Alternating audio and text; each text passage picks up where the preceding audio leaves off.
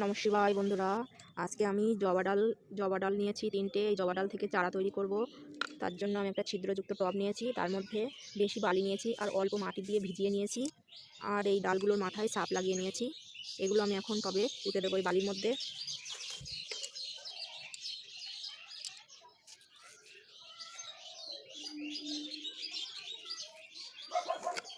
আমার বালির মধ্যে জবা ডালগুলো পোতা হয়ে গেছে। আর 3টে ডাল নিয়ে এসেছিলাম, জানি না কী ফুল, নাম জানি না।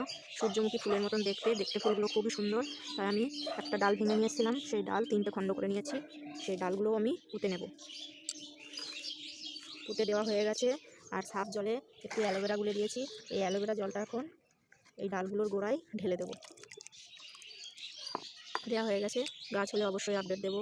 সবাই হয়তো ভাবছেন যে এখন ডাল পুঁতলে হয় এই বর্ষা না হলে, কিন্তু সবাই যখন ফুল হয় তখন কেউ ডাল কেটে ফেলতে চায় না। এখন ফুল দিচ্ছে না তাই ডাল কেটে ফেলে দিয়েছে। আর আমি এক গরিব বাগানি এই ফুলের ডালগুলো নিয়ে এসেছি। জানি না গাছ হবে কি, লাগিয়ে রাখলাম। যদি হয় অবশ্যই আপডেট দেবো।